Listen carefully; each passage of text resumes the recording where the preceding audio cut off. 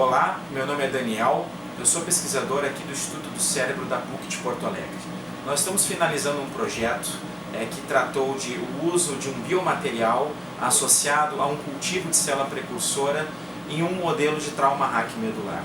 O trauma raquimedular é uma patologia que acomete indivíduos relativamente ativos, indivíduos jovens, que é aquela lesão na medula espinhal das pessoas. As pessoas vai mergulhar, lesiona a medula em nível cervical, um acidente de carro, por exemplo. Isso acaba incapacitando essas pessoas e retirando essas pessoas das suas atividades laborais. Atualmente não se tem um tratamento para esses indivíduos, eles têm um certo nível de recuperação, mas é um nível diminuto. Então a ideia do nosso projeto é apresentar uma estratégia para uma possível translação ao tratamento desses indivíduos. Nós trabalhamos com um modelo experimental, um modelo de ratos. Nós então realizamos a lesão nesse modelo experimental e propomos tratar isso com a associação de um biomaterial, mas mais algo vivo. E aí nós chamamos isso então de um curativo vivo. A primeira etapa do projeto foi selecionar o melhor biomaterial a ser utilizado para esse modelo. Em parceria com a Escola de Ciências, mais especificamente a Faculdade de Química aqui da nossa universidade, foram selecionados alguns materiais e entre esses selecionados escolhemos o que foi mais compatível com o nosso projeto. Ele é uma associação de dois materiais, uma base e um biomaterial que tem uma propriedade condutora de energia elétrica. Então, já que esse paciente tem uma falha na condução nervosa, um material que tem uma propriedade capaz de auxiliar a propagação de um sinal seria um material interessante. Nós testamos esse material, o nível de viabilidade desse material no laboratório e vimos que até 28 dias em contato com uma cultura de células, esse material não apresenta nenhum tipo de toxicidade e ele está apto então a ser transferido para a nossa linha de produção do modelo experimental que nós trabalhamos. Inicialmente realizamos um cultivo de fibroblasto de pele de doadores voluntários que assinaram o termo de consentimento, geramos as células pluripotentes induzidas desses indivíduos, que são células que são geradas a partir de uma célula adulta, mas tem toda a característica de uma célula precursora. Uma vez tendo essa cultura de célula precursora, nós diferenciamos essas células para que sejam parecidas com as células da medula. Então, geramos células parecidas com células da medula para reimplantar isso na medula desses animais. Nós cultivamos essas células em cima desse biomaterial, certo? E pegamos esse material como se fosse um curativo mesmo, um curativo vivo.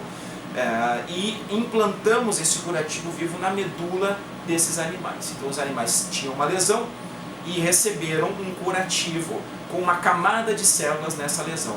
E aí nós trabalhamos uma bateria de testes locomotores e de expressões moleculares para tentar quantificar o quanto esses animais melhoraram com esse processo.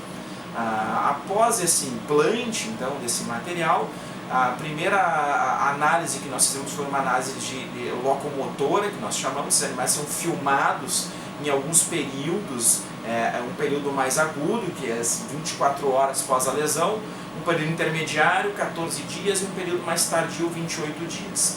Os animais que receberam o curativo com as células, no 14º dia apresentaram scores mais próximos aos controles, aos animais que não são lesados, os animais que têm a medula íntegra. No 28º dia eles acabam alcançando um platô e todos os animais ficam um pouco homogêneos, o que é comum nesse modelo experimental. Mas nós conseguimos mostrar uma antecipação num processo de recuperação locomotora pela uma análise comportamental desses animais e no 14º dia de análise, diferente daqueles animais lesionados que no 14º dia não recuperaram então a sua função locomotora. Outro processo que foi analisado foi um sistema de condução de sinal, que se chama uma neuromiografia, em que são colocados eletrodos na superfície dos animais, na pele dos animais, antes e depois da lesão. E aí então a gente consegue quantificar o quanto de sinal está passando nessa medula espinhal. Da mesma forma, o que nos surpreendeu que no 14º dia, os animais que recebem o tratamento do curativo com as células acabam tendo amplitudes de sinais mais próximas do controle do que aqueles animais que somente são lesados, ou até daqueles animais que são lesados e recebem apenas o curativo, sem a célula. Então, o que restabeleceu realmente a amplitude do sinal daquele animal foi a presença das células naquele biocurativo. Então, novamente, antecipamos o processo de recuperação desses animais para 14 dias, o que clinicamente pode ser analisado como uma translação muito positiva e muito interessante nesses animais. Para mostrar qual que é o processo que está envolvido nessa recuperação, nós fizemos extração de RNA da medula espinhal desses animais depois desse 28º dia e quantificamos alguns genes relacionados a neurotrofinas, aquelas substâncias que são secretadas para que a formação de novos neurônios aconteça, tanto na medula quanto em qualquer lugar do nosso sistema nervoso central. Mas aqui especificamente da medula espinhal foi extraído esse material. Nós dosamos essas neurotrofinas e vimos que o BDNF, que é um fator muito importante na formação de novos neurônios, estava com um aumento estatisticamente... Vou de novo. De novo, vai, começa. Nós dosamos as neurotrofinas nesses animais e vimos que o BDNF, que é uma neurotrofina extremamente importante na formação dos novos neurônios, estava 6 a 7 vezes aumentada nesses animais que receberam o tratamento do material mais as células-tronco. Então, assim, a presença daquelas células naquele local estimula a síntese de proteína de BDNF desses animais, porque esse BDNF não era das células injetadas, e sim dos animais que estavam produzindo. Então, um estímulo próprio desses animais para a geração de novos neurônios. Nós também fizemos um escaneamento no micropet desses animais para estabelecer um protocolo padrão de captura dessas imagens. Estamos agora finalizando esse processo para tentar corroborar então a análise de imagem, que é do consumo de glicose daquele local onde aconteceu a lesão, se essa neurogênese, essa formação de novos neurônios também aumentou o consumo de glicose daquele local, ou seja, se essas células são funcionais realmente que estão sendo geradas na medula espinhal daqueles animais. Esse nosso projeto ele é extremamente importante e extremamente motivador, porque ele pode ser uma alternativa a esses pacientes que possuem esse tipo de lesão e estão na busca, quem sabe, de uma alternativa de tratamento.